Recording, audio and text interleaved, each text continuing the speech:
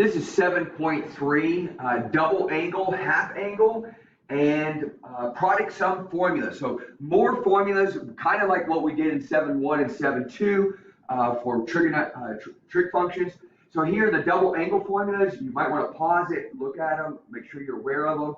We're going to use these formulas to help solve and simplify some problems and show some identities.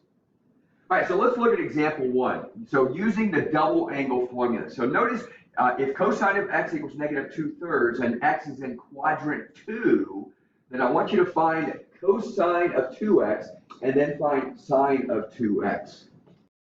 Well, first of all, it says quadrant 2. So think of a triangle in quadrant 2.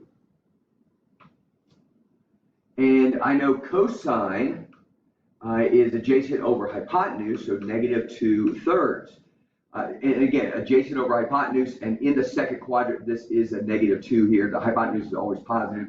Then you're going to use the Pythagorean theorem to find the other side.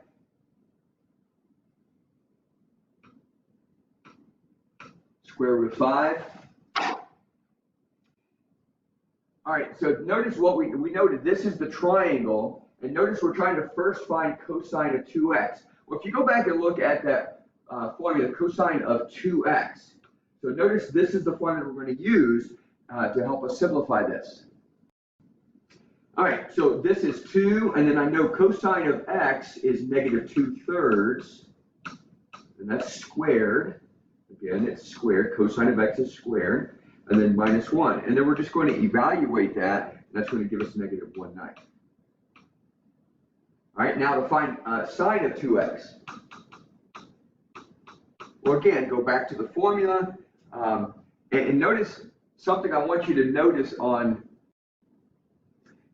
on the formula. If you write this, so what we could do, we could use this formula if we wanted to. All right, so to do this, we're going to do 2, and then notice sine of x, come over to this triangle, and sine of x is opposite over hypotenuse, so this would be square root of 5 over 3, and then the cosine of x we know is -2/3. And so when you multiply that, you're going to get -4 square root of 5 over 9. So again, I evaluated those using those formulas. All right, so let's look at another example. So here you have a triple angle formula, so notice write cosine of 3x. Which can be written as cosine of 2x plus x, that's the sum of the formulas that we're using on the last lesson. So if you remember, let me write that real quick. So notice we're following this, okay? We're following this because here we have two angles being added together. So we're going to literally follow this. So that's literally cosine of 2x, cosine of x, minus sine of 2x, and then sine of x. So we're going to follow that. Now notice each one of these some of these could be simplified. So notice this right here and this, we just covered that back on this page right here. So we know what these are.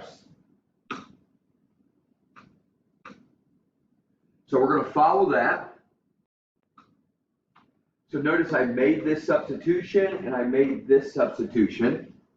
Then we're going to use the distributive property. So cosine times both of these. So 2 cosine cubed x minus cosine x. And again, we're going to use the distributive property here. So this will be -2 sine squared cosine x.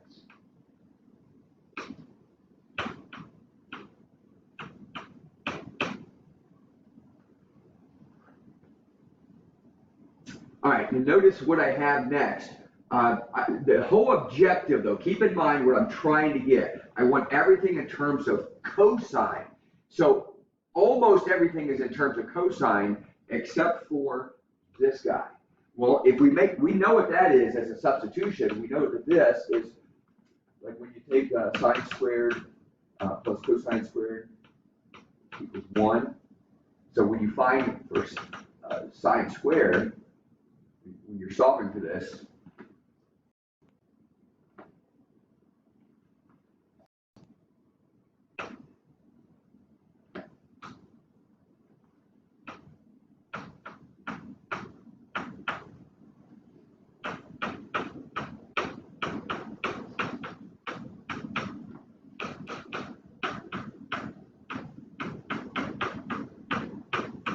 All right, so now all we need to do, everything's in terms of cosine, so what we're going to do is just simplify this. All right, so I basically used the distributive property and combine like terms. So notice what I have here, this right here is, right, we wrote 3x, cosine 3x in terms of all cosine. So that's really what I did. And all I did was I did substitution. I just found those formulas, I substituted things in, and then make sure the end goal was to make sure everything's in terms of cosine. All right, let's look at example 3. So here I want to prove identity. I want to prove the left side equals the right side or the right side equals the left side. All right, I went ahead and wrote this out, but I want you to notice what I did as I followed it. So notice I took this and I substituted that in. That's the double angle formula that we use. Same thing here, I substituted that for that. So again, if you need to pause it, look up those formulas, I made that substitution. Then what I did is I used the distributive property. And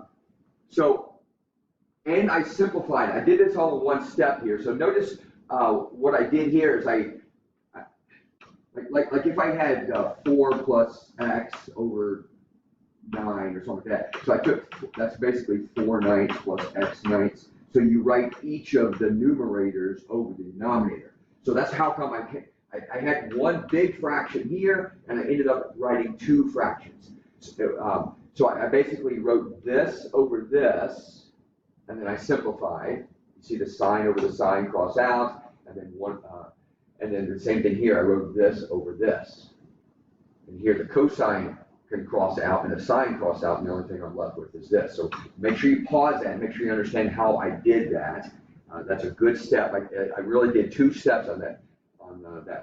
That one step I showed, it's really 2 steps. All right, now what I did here, notice I did the same thing as this right here. I basically wrote this denominator over this and this. Okay, so I took this over cosine and this over cosine. So that's how come I got 2 cosine, because 2 cosine squared divided by cosine is just 2 cosine. And then 1 divided by cosine is secant x. And I just brought that down. And then I'm going to add this and this together. That's how come I got 4 cosine. Remember, our end goal was to do this because we're proving this equals that. And so I ended up with 4 cosine x minus secant x. So again, pause it, make sure you know how to repeat the steps and simplify it. It all rests upon this right here, making the substitutions, and then basically just simplifying using some algebra skills.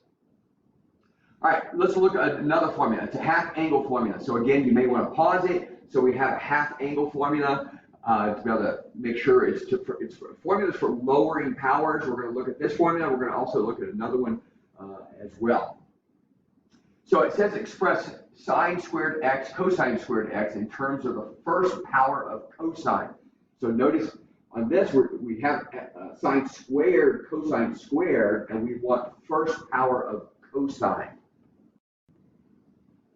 So if you notice sine squared and cosine squared, if you notice sine squared is this, cosine is this. So I'm going to write those.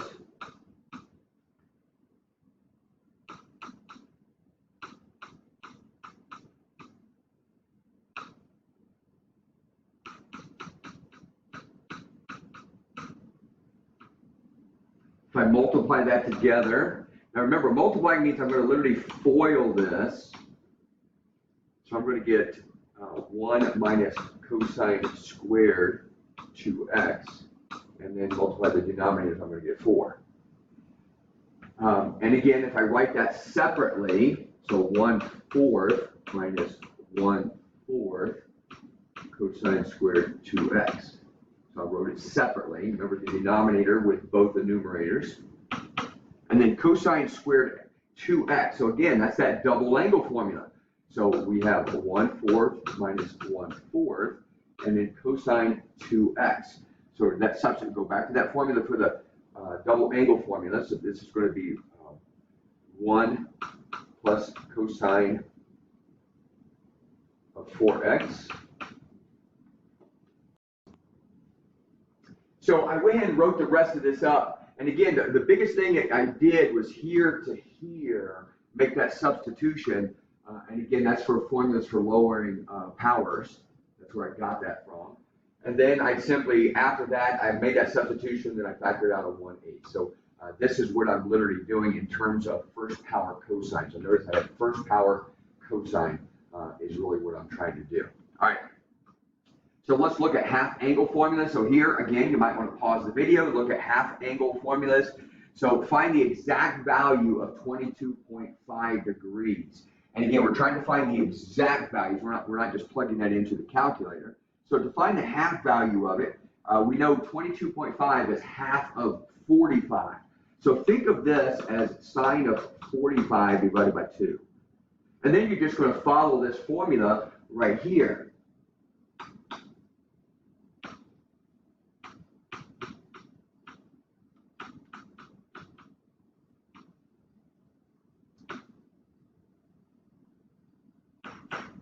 And the cosine of 45, so if you remember a 45 degree triangle, 45, 90 degree triangle, so you got 1 square root of 2. So the cosine is square root of 2 over 2. So literally, I'm going to substitute this to square root of 2 over 2.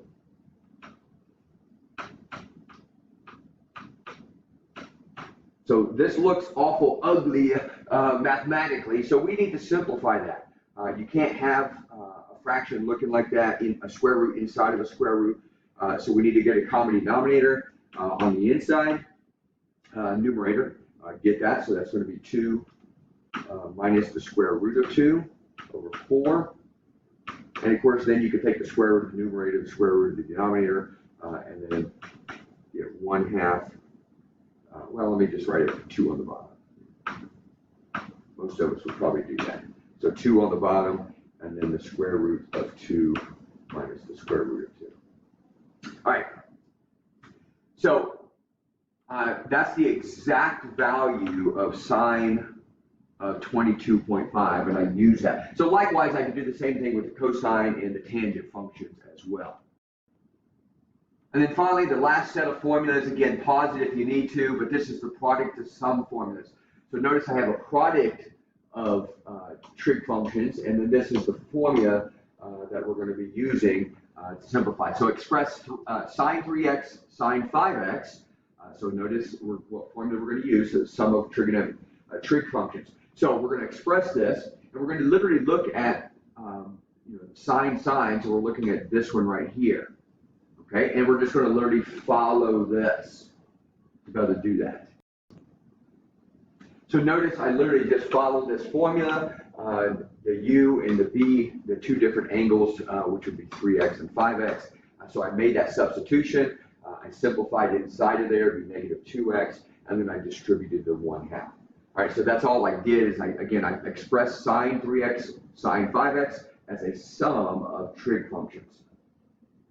And then the last formula we're going to look at, this set of formulas, is the sum of product formulas. So again, you may want to pause it and look at these formulas. And so if I ask you to do this, so I have the sine of 7x plus sine of 3x. So you just literally notice which one I'm going to be using, that one right there. And I literally follow that. So this is your two angles here that you have, 7x and 3x. And I literally just add them together here, subtract them together there, and then divide by 2. So this would be the simplified answer for that.